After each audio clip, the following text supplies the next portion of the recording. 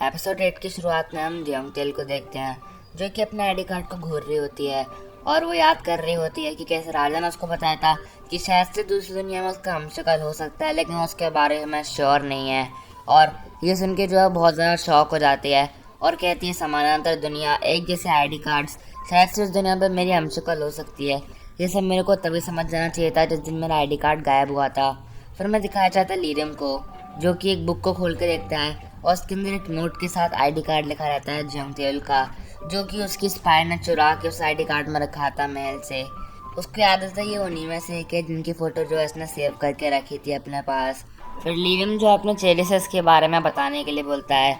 उसका चेला बताता है कि ये इस दुनिया की नहीं है, ये दूसरी दुनिया की है और इसकी एक हमशक्ल इस दुनिया में है जिसका नाम है लूना, जो कि बहुत बड़ी क्रिमिनल है और वो बहुत सारे क्राइम्स करती है।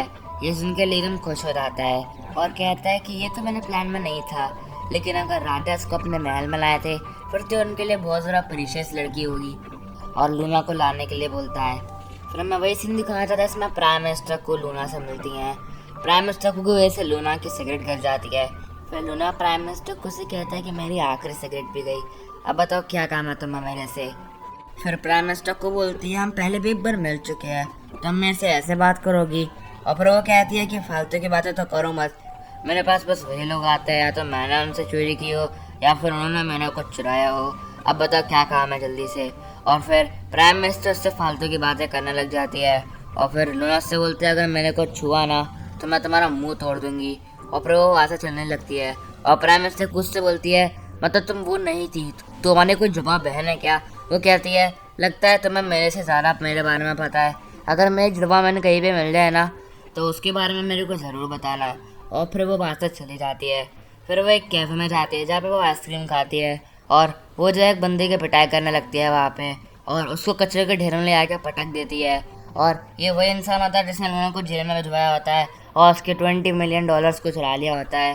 फिर लूना तो उसकी बहुत पिटाई करती है और उससे कहते तुम्हारी एक सुंदर बीवी भी है और तुम्हारा बेटा भी बहुत ज़्यादा अच्छा दिखता है, एकदम तुम्हारे जैसा।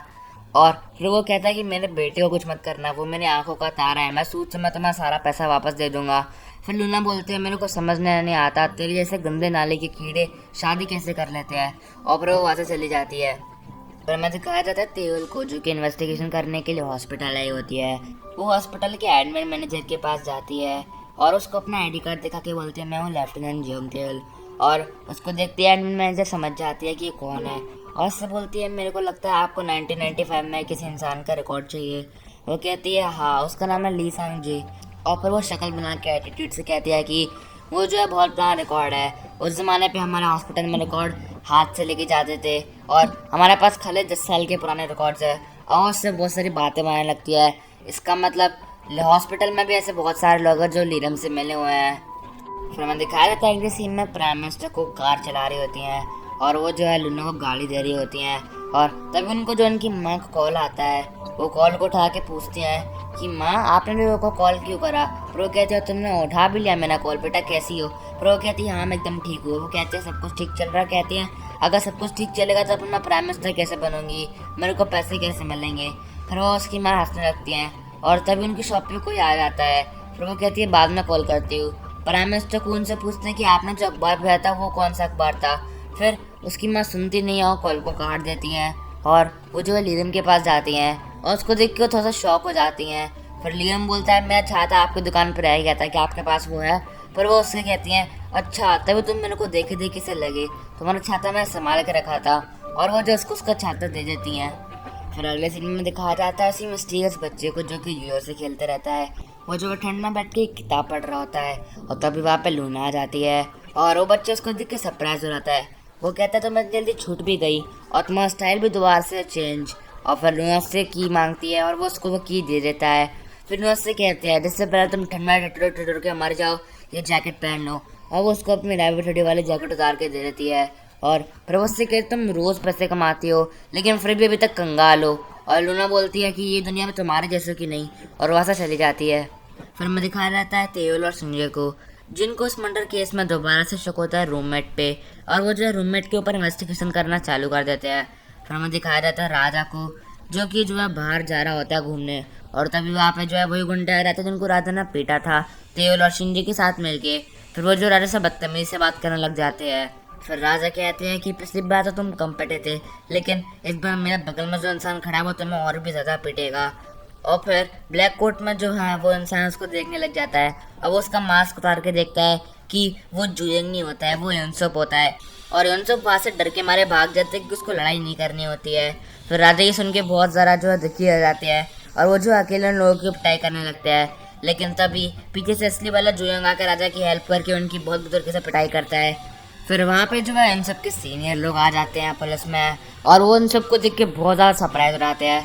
वो कहते हैं कि अरे बाप रे, वो सुंदर से दिखने वाला छोकरा जो उनकी इतनी बुरी तरीके से पिटाई लगा रहा है, कहीं वो अनसुप तो नहीं है। और फिर वो अपना आईडी कार्ड दिखा के गुंडों के पास जाते हैं और कहते हैं तुम दिन में ऐसे धमा चौकड़ी मचा रहे हो, तुम्हें शर्म नहीं है, पर इसका डर नहीं है। और इस उनके वो सारे लोग भाग जाते हैं वहाँ से।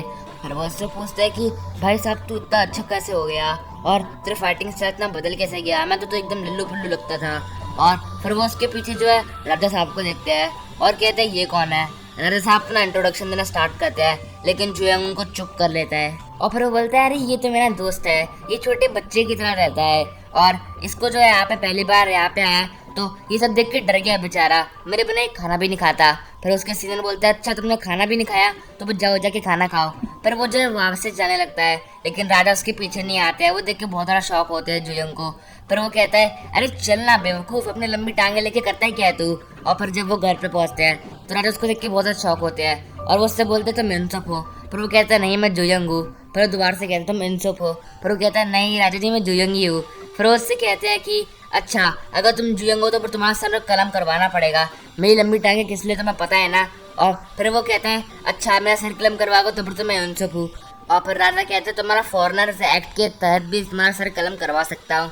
फिर वो कहता है चलो कोई बात नहीं, मैं दयालु राजा बन जाता हूँ और तुम्हारा सर कलम नहीं करवाऊंगा। लेकिन फिर वो उसकी गाल पे मार्कर से एक मार्क बना देते हैं और वो कहते हैं इसको मिटाया तो मैं तुम्हारा सर कलम करवा दूंगा। और फिर तभी राजा को तेल का फ़ोन आता है। फिर वो फ़ोन उठा के बोलते हैं कि क्या हुआ तेल, मैं तो अभी जुएंग के साथ होटल में हूँ क्योंकि मेरे को लगा उन सबको दिक्कत होगी हमारे साथ रहने में। तो फिर तेल से 10 मिनट को नीचे आने को बोलती है तेल के पास। फिर राजा दौड़े दौड़े तेल के पास चले जाते हैं। फिर तेल जो उनसे कुछ सवाल करती है कि अगर मैं अच्छी नहीं होती, मैं तुमसे बहुत ज़्यादा रूडली बात करती, तो क्या फिर भी तुम ऐसे प्यार करते। और राजा हर बार एक ही जवाब देते हैं कि हाँ मैं तुमसे प्यार करता, लेकिन आज तुम ऐसे सवाल पूछ क्यों रही हो। फिर तेल बोलती है कि ये सारे सवाल स्टार्टिंग में पूछने पड़ते हैं। और फिर वो वहाँ से जाने लगती है और जाते जाते वो उनसे आई लव यू भी बोल देती है। ये सुन के राजा बहुत ज़्यादा शौक भी होते हैं और बहुत ज़्यादा खुश भी हो जाते हैं। फिर जो है जुएंग जो रोड पे घूम रहा होता है दिन के टाइम पे, तब उसको कार में जो है नारी दिखती है और उसको देख के वो बहुत ज़्यादा शौक हो जाता है क्योंकि वो सनी की हमशक्ल होती है। नारी जो है उसको बार बार बोलती है कि तुमने अपने क्या हाल कर रखा है, क्योंकि उसके गाल पे अजीब सा तिल जैसा होता है और उसके बाल भी काफ़ी ज़्यादा छोटे रखे होते हैं, उसने कपड़े भी अजीब से पहन रखे होते हैं। वो उसको इग्नोर करने की ट्राई करता है, लेकिन फिर भी नारी उससे बार बार पूछते तुम्हारा हाल क्या हो रखा है। फिर जुएंग अपने उंगली से इशारा करके उसको कार से बाहर बुलाता है और उससे पूछता है मेरे को तुम्हें हक करके देखना है एक बारी, इससे मैं पता लगाऊं कि तुम्हें मेरे को क्रश है या फिर नहीं है। और वो उसको हक करता है अपने चाम से। फिर उससे नारी बोलती है तभी तो तुम्हारी को गर्लफ्रेंड नहीं है, और वहाँ से चली जाती है बोल के कि मेरी दुकान पे एक स्पेशल केक है, इसको लेने आ जाना। और फिर उसको वहाँ पे युनसुप दिखता है। युनसुप उससे पूछता है तुम यहाँ पे क्या कर रहे हो, तुम्हें समझाया नहीं था क्या तेल ने कि मैं दिन में बाहर जाऊँगा तुम्हें रात को। और फिर जो है उसको सब कुछ बता देता है, लेकिन उसको बहुत ज़्यादा शर्म आ रही होती है, उसको डर लग रहा होता है नारी से मिलने में। और फिर जुएंग बोलता है कैसा लूजर है, मेरे जैसी शक्ल होने के बाद भी ऐसे डर रहा है लड़की से। फिर हमें दिखा रहे थे कि तेल की टीम का एक लड़का जो है हमारे मर्डर मिस्ट्री की लड़की को जिसने मारा था उसके बॉयफ्रेंड को पकड़ लेता है, जिसमें सबसे ज़्यादा सस्पिशन होता है। और सुन के तेल बहुत ज़्यादा खुश रहती है। और हमें दिखाया जाता है शिंजे को, जो कि अपनी माँ के जेल से छूटने के बाद उनको जो एक रेस्टोरेंट में लेके आता है और उनसे पूछते कि आपको सच में जुआ खेलना इतना पसंद है, आप जुआ खेलना बिना रह नहीं सकती हो क्या। अब वो उसकी माँ से बहुत ज़्यादा सॉरी बोलती है। और फिर शिंजे अपनी माँ से बोलता है कि आज के बाद जुआ नहीं खेलना है। उसकी माँ बोलती है ठीक है। फिर शिंजे को फ्लैशबैक आ जाता है कि कैसे बचपन में कोमा में चला जाता है, और कोमा में जाने के बाद जो है उसकी मम्मा उसको जो है देखती रहती हैं, हमेशा उसके साथ में बैठी रहती हैं। और 3 साल बाद जब वो उठता है तो उसकी मम्मा बहुत ज़्यादा खुश होती हैं, लेकिन वो जो है थोड़ी बहुत यादें अपने भूल चुका होता है और इसलिए उसको नाइटमेयर्स आते हैं। और फिर हमें दिखाया जाता है शिंजे की असली माँ को, जो कि किंगडम ऑफ कोरिया में होती हैं लाइब्रेरी में, और वही जो है स्पाई होती हैं लीरिम की। और वो जो है उसको सारी इन्फॉर्मेशन पहुंचाती हैं एक बुक में लिफाफा लिख के, और उसकी वही बायोलॉजिकल मदर होती हैं, जिससे हमें ये पता लग जाता है कि शिंजे भी किंगडम ऑफ कोरिया का है।